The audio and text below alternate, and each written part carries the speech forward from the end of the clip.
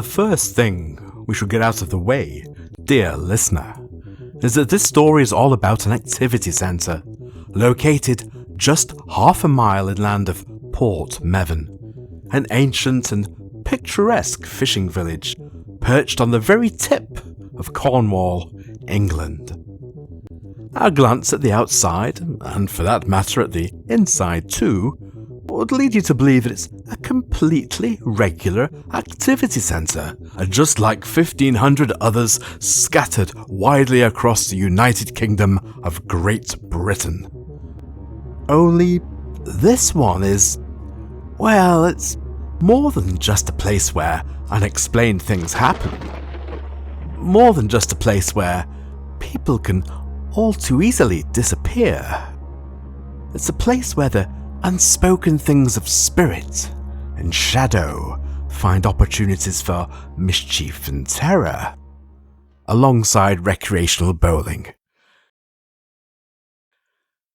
Well, it was 8:30 a.m. on a Monday, not a particularly special Monday as far as Mondays go.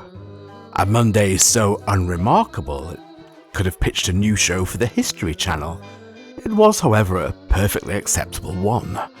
The weather was fair, the spring daffodils had just finished the best of their display, and the birdsong, though not particularly inspired, was present and within acceptable UK guidelines. Drake, a man about to kiss farewell to his 40s, hummed a song from his youth as he approached a large, cream-coloured building that stood just yards from the main road into the village. Oversized white letters declared this to be Port Mevin's Activity Centre, to anyone who had ever doubted or perhaps had poor vision. Crossing the car park, he fished a handful of salt from his pocket before rubbing it firmly onto a key and pushing it into the reluctant lock of an electrical panel, all the time muttering, "Fortune favours the brave," under his breath to aid with his concentration. With a twist of his wrist there was an accompanying sound and grinding of gears, and the rhythmic hum of an electric motor. Slowly, the security entrance shutter began to rise. Drake raised the hand that wasn't holding a key towards the shutter, and imagined himself wielding the Force, Cornwall's own Luke Skywalker, the shutter submitting to his complete mastery. With a clunk, his moment was suddenly over. But you have to make your own moments in life, Drake considered. Slipping inside, he switched off the alarm, which was highlighting intruders in zones A to F.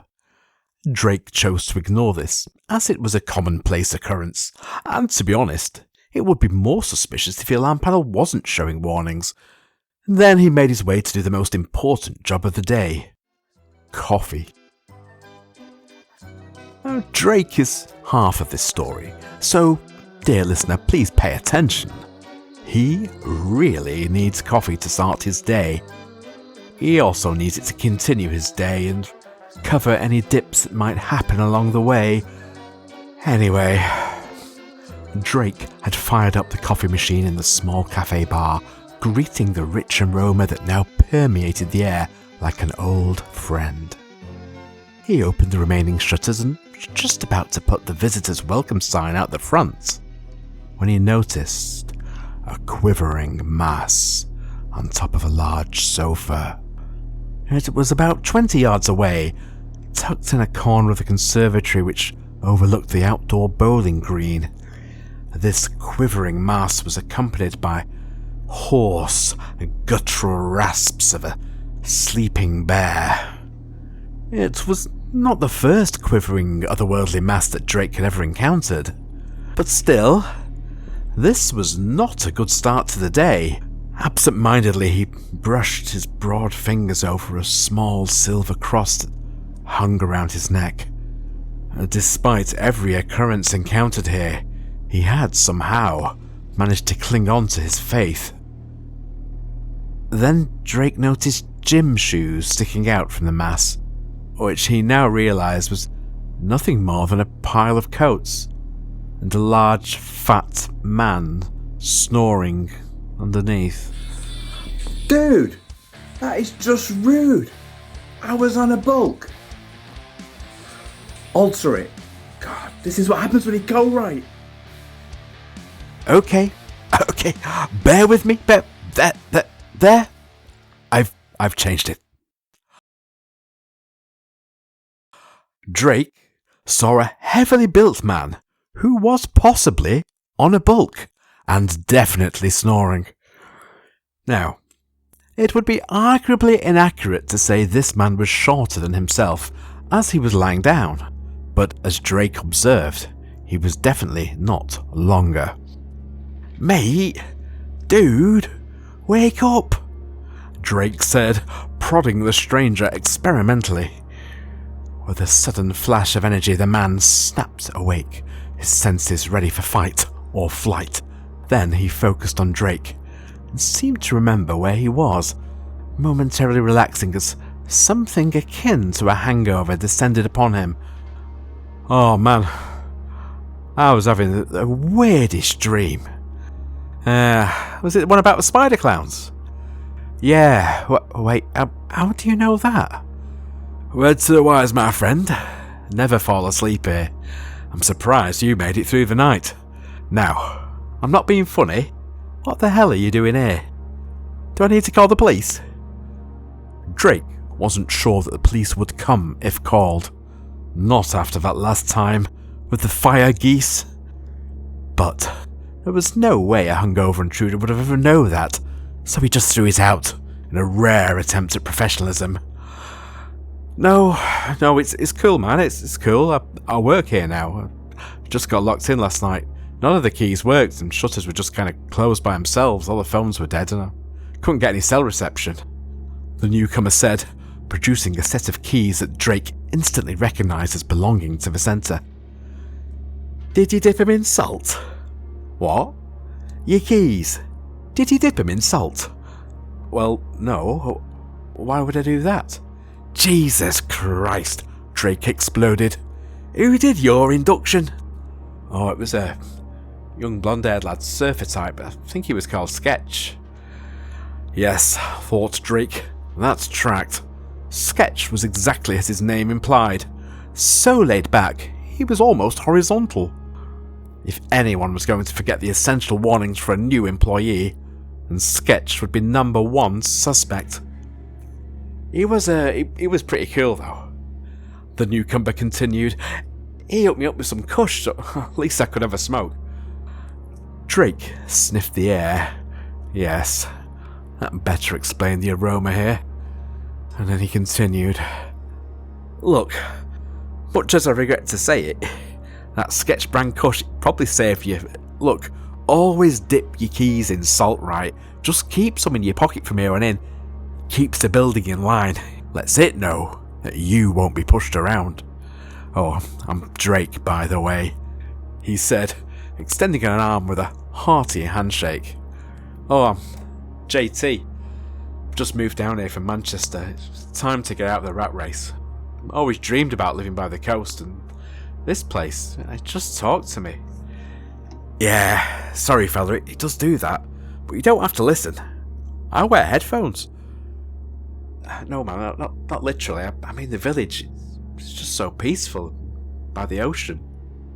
It's just everything I was looking for here. It's just nice." "Nice, huh? You like nice? You got a job here?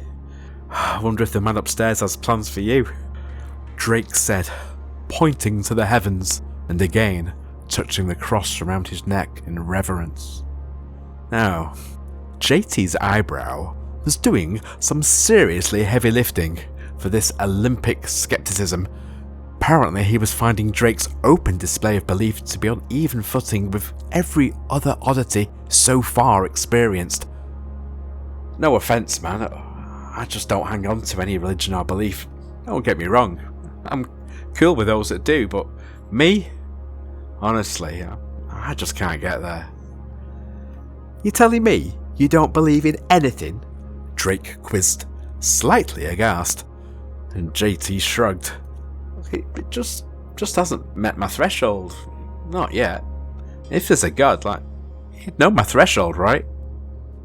Drake gave him a hard stare and let it pass, adding almost as an afterthought, You like coffee?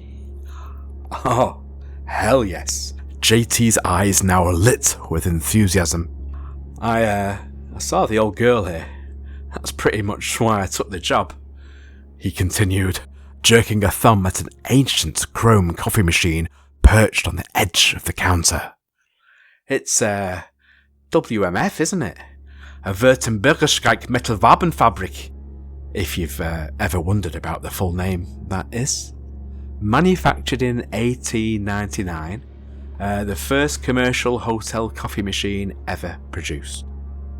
Drake began grinding some beans, inwardly, quietly, impressed. Yeah, it's a great machine. Shame about its fascist leanings, though. Just never get into a political debate with it. It's a full Mussolini apologist. Now, this comment seemed to fly over, or at least bounce off, JT's perfectly shaven head. So, Arabica or Robusta? Drake asked, but it was more of a challenge than a question. I'd say Arabica. Sweeter, smoother, more complex. Drake nodded. But it's Robusta you want for a better caffeine hit, JT added. Drake raised his eyebrows.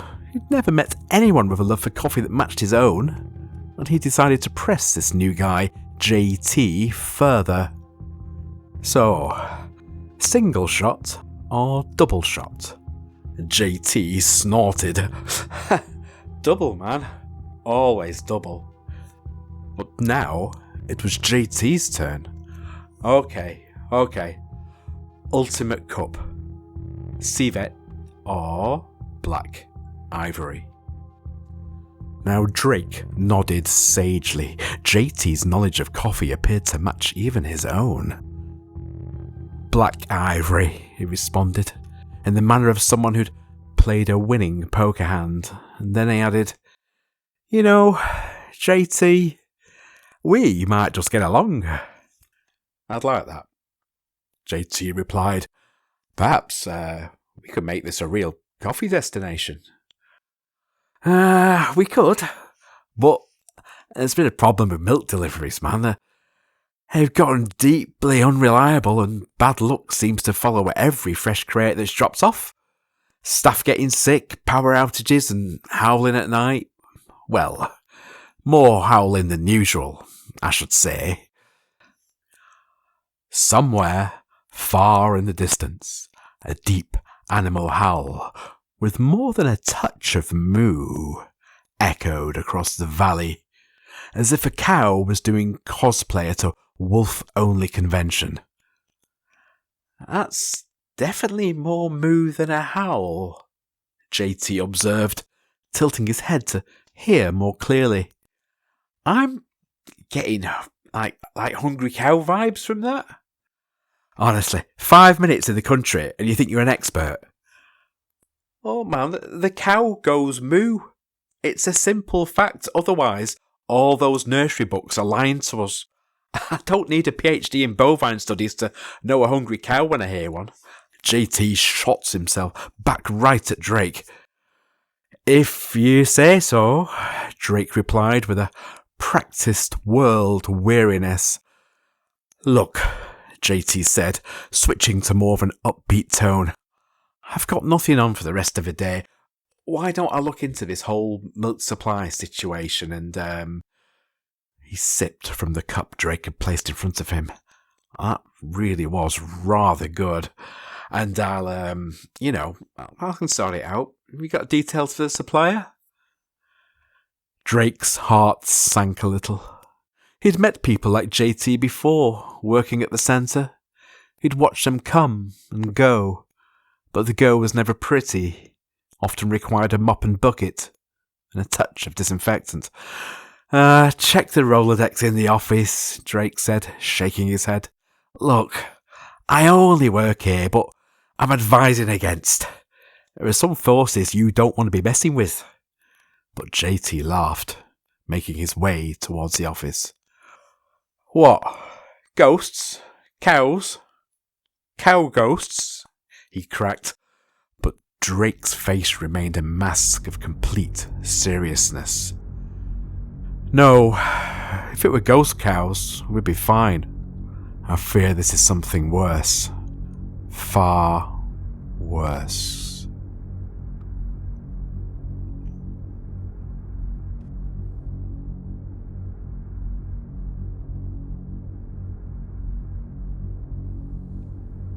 You have been listening to episode 1, the pilot episode of Drake and JT's Paranormal Activity Centre. This is going to be a running series, so I hope you'll like it. If we get 30 people listen to this, that's enough to keep me going.